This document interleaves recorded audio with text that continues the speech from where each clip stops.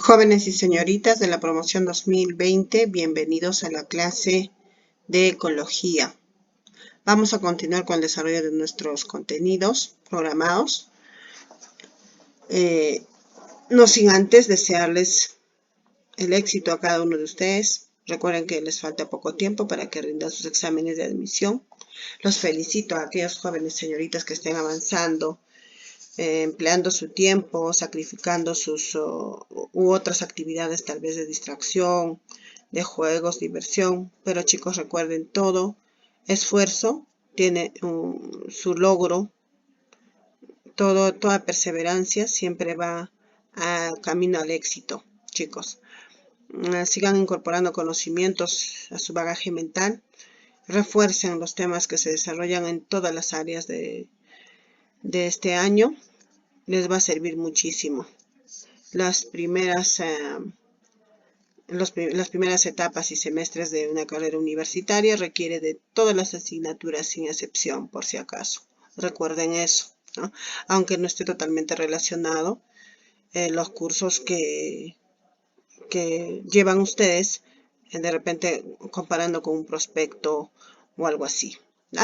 Pero igual todos los conocimientos nos sirven, son armas importantes que nos van a ayudar a desenvolvernos muy bien en esta sociedad, en este mundo que está cada vez más álgido con tantos problemas, mis jovencitos y mis señoritas. Pero no nos vamos a poner tristes, sino más bien con muchas ganas vamos a continuar desarrollando nuestros contenidos. Y el día de hoy vamos a hablar sobre las funciones vitales o funciones biológicas que cumplen todos los seres vivos. Ya con ustedes hemos ido describiendo toda la biodiversidad, los seres vivos desde los más simples hasta los más complejos, ¿verdad? Hasta los animales. Y estos seres vivos cumplen funciones esenciales como son las funciones de nutrición, de relación y reproducción.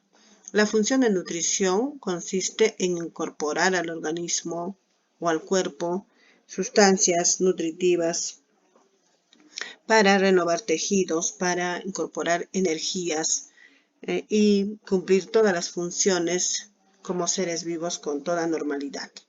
Dentro de esta participan aparatos como, ¿no?, los responsables de la digestión, los responsables de la respiración, de la circulación y de la excreción para la eliminación de los residuos o desechos.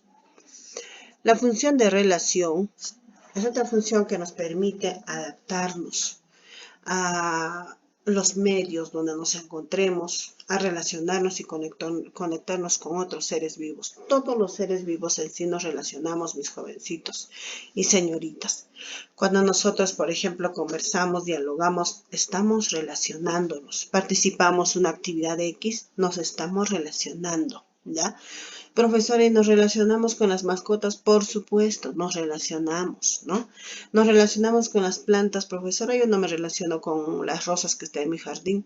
Sí, nos relacionamos, mis jóvenes, fisiológicamente. Las plantas nos proporcionan oxígeno y nosotros, ¿qué le proporcionamos? Dióxido de carbono. Nos estamos relacionando, ¿ya?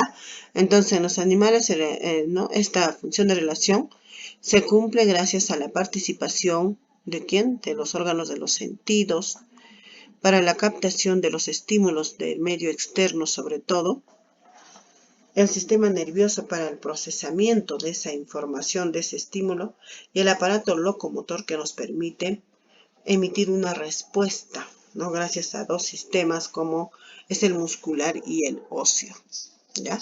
Las plantas realizan funciones diferentes, ellos crecen siempre hacia la luz. Sus raícitas van a crecer siempre hacia las profundidades del suelo, ¿no?, para la absorción de agua con las sales minerales, etc. ¿Ah? Muy bien. Tenemos una tercera función importantísima, que es la función de reproducción. La función de reproducción es importantísima. ¿Por qué? Porque va a permitir que se conserve la especie, que se mantenga la especie, o sea, no se extinga una especie, ¿ya? Y puede ser de dos tipos, una sexual y otra asexual. En la sexual intervienen dos seres, dos progenitores, dos gametos sexuales, masculino y femenino. En cambio, en la asexual no es necesario o no participan dos gametos diferentes o sexuales, ¿no? Sino un solo progenitor, un solo individuo, mis divinos. ¿Ah? Bien, por favor ya saben, los organizadores, los esquemas que se les emplean y envían incompletos, completen por favor. Y así los muestran las evidencias en los cuadernos. Y copien pues, no solo impriman, peguen, sino copienlos, porque cuando uno copia, se le quedan algunas nociones, se le quedan algunas palabras, ¿ya? Y por eso nuestro interés en que ustedes copien. Muy bien. La función de nutrición entonces va a tener etapas como. Ustedes recordarán que los seres vivos van a incorporar del medio externo a su organismo ciertas sustancias, es decir, esos alimentos, ¿verdad? Esa es una primera etapa, chicos. Se llama ingestión. Ingerir. Cuando nosotros trasladamos los alimentos de un platito, de una tacita, de un recipiente cualquiera, hacia la boca, estamos ingiriendo. Entonces, una primera etapa es la ingestión. Una vez que llega a la boca del animal, la boca del hombre, esos alimentos, ¿qué va a pasar? Va a empezar a transformarse, a simplificarse, a desdoblarse, ¿no? A eso se llama la etapa de la digestión, ¿ya? Y recordarán ustedes, la digestión inicia en la boca y termina en el intestino delgado, con la absorción de nutrientes, que es otra etapa, absorción, que va a permitir que esos nutrientes pasen a la sangre, y la sangre se encarga de ¿qué? De distribuirla en todo el organismo animal o del hombre. A ese proceso o etapa se le llama circulación. Y esa etapa de la circulación va a hacer que esos nutrientes lleguen a cada una de nuestras células. Y en estas células se va a llevar a cabo otra etapa fundamental de la nutrición. Se llama metabolismo, chicos, metabolismo. Eso ya es un proceso bioquímico celular que se va a dividir en dos procesos antagónicos. Uno que es anabolismo y otro catabolismo. El anabolismo es un tipo de metabolismo que consiste en la transformación de sustancias simples a complejas. Por ejemplo, ¿cuáles son las unidades, mínimas estructurales de las proteínas, mis jóvenes y señoritas? ¿Cuáles son? ¿Alguien recuerda? Los aminoácidos, ¿verdad? Muy bien. Entonces, las unidades sencillas o simples estructurales de las proteínas son los aminoácidos. El anabolismo hace de que ese aminoácido más aminoácido más aminoácido más aminoácido y así formen una cadena o se unan y se van a convertir en proteína. A eso se llama anabolismo, ¿ya? En cambio, el catabolismo es un proceso antónimo al anabolismo. Es el desdoblamiento o la destrucción de sustancias complejas en sus unidades más simples, o sea, de proteínas a aminoácidos.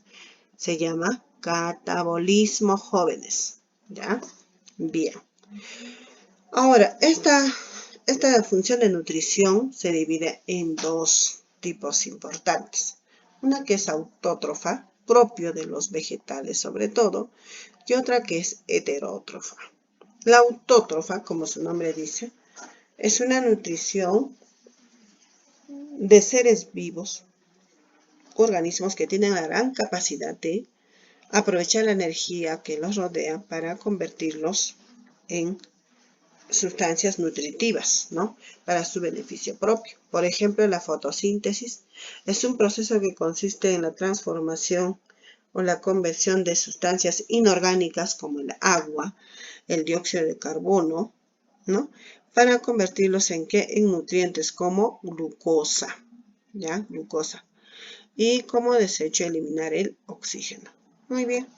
Y otras bacterias sobre todo tienen también nutrición autótrofa, pero el proceso a través del cual sintetizan su propio alimento se llama quimiosíntesis. Esas son, por ejemplo, las bacterias ferruginosas que utilizan elementos químicos para alimentarse, ¿ya?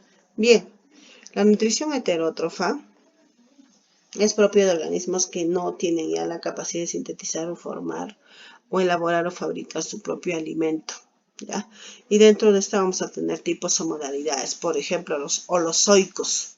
Se llaman holozoicos a los seres vivos que se alimentan o se nutren o asimilan sustancias sólidas. Anótense, sustancias sólidas.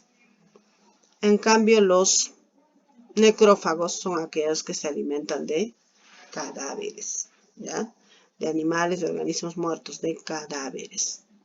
Los saprófitos son aquellos que se van a alimentar de otros seres vivos también, pero por absorción, como el caso de las bacterias, por ejemplo, que absorben sus nutrientes a partir de repente, por ejemplo, frutas en putrefacción u otros alimentos, ¿ya? Muy bien. Y los parásitos, pues son organismos o seres vivos que se van a alimentar de un hospedero, es decir, de otro ser vivo en la que se encuentran como huésped de ellos, ¿ya? Y tenemos en los seres vivos, sobre todo en los animales y en el hombre, los endoparásitos, que son parásitos internos como las lombrices y las fasciolas, ¿ya? Y los ectoparásitos, que son como los piojos, las pulgas, etc. Muy bien, chicos. Ahora, cuando hablamos de función de relación, la función de relación nos permite conectarnos, relacionarnos, adaptarnos en el medio donde nos encontramos. El hombre, ni qué decir, el lugar donde se encuentra, ¿no? Muy bien. En esta función de relación participan, intervienen tres estructuras esenciales: los órganos de los sentidos, aquellos que nos permiten captar los estímulos, recepcionar los estímulos y transmitirlos hacia el sistema nervioso, cuyo órgano principal es el cerebro, donde se interpreta, se procesa ese estímulo, ¿ya? Y se elabora una respuesta y se emite una respuesta a través del aparato locomotor, que está formado por músculos y huesos, chicos. Entonces, la función de este aparato locomotor es emitir o llevar a cabo o ejecutar una respuesta. Por ejemplo, si a alguien le damos un pinchazo con un punzón, vamos a decirlo así, ¿qué va a pasar? Rápidamente nos va a dar una respuesta, ¿no? Se va a enojar de repente o nos va a dar una golpiza al doble, qué sé yo, pero se está emitiendo una respuesta. ¿Quiénes están participando? Los órganos de los sentidos, el sistema nervioso y el aparato locomotor. Bien, hablemos de la reproducción. La función de reproducción tiene por misión, decíamos, la perpetuidad de las especies. Y tenemos dos tipos de reproducción. Una reproducción asexual, donde no participan gametos, ¿no? Y sobre todo es propio de organismos o seres vivos más sencillos o simples, ¿ya? Y solamente vamos a tener un individuo que va a originar otros seres o nuevos seres vivos, ¿ya? Y tenemos en estas formas como en los más simples, sobre todo en microorganismos, la bipartición, que consiste en la división de una estructura o de un progenitor en dos hijos, ¿ya? Es propio, por ejemplo, de las amebas, la bipartición de esos protozoarios, ¿no? La gemación, que es una reproducción por yemas, por brotes, ¿ya?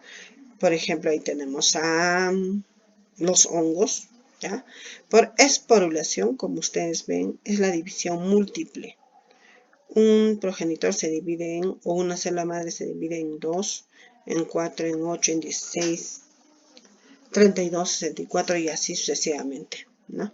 Van aumentando en grandes cantidades. Esto es propio de ¿quiénes? Del Plasmodium, por ejemplo, ¿ya? Muy bien. Y también esta reproducción asexual, pues, se presenta en animales, como pueden ver en este caso de la estrella de mar, cuando se va a cortar o se va a sacar un trozo o pedazo de este brazo, por ejemplo, y se va a desarrollar, ¿no? Dando origen a un nuevo individuo, ¿ya? A un nuevo individuo. Muy bien, chicos. Pero también tenemos la reproducción asexual en ¿quiénes, chicos? En las plantas, ¿no? en las plantas, ¿ya? Que se van a dar su reproducción por estolones, ¿no? Y por otras formas de manera asexual.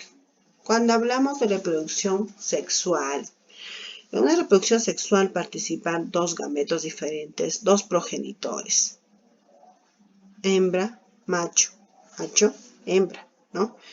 Entonces, estos organismos van a tener como gametos esenciales reproductivos a dos células importantes. El macho tendrá los espermatozoides y la hembra al óvulo, ¿ya? Al óvulo. Gracias a la participación de esos dos gametos se va a dar origen a un nuevo individuo o nuevo organismo, ¿ya? Bien, en la reproducción sexual en las plantas también participarán dos gametos esenciales, masculino y femenino. En las plantas el gameto sexual masculino, recordarán ustedes, se llama anterozoide, ¿no? Y el femenino se llama oósfera, chicos, ¿ya? Oósfera. Muy bien, mis jovencitos, señoritas, finalmente en este organizador, por favor, completar las etapas de la nutrición, las estructuras que participan en la relación, en la reproducción, etc. Y repasen muchísimo. Lean uno y otro autor o textos, no importa de qué año sea.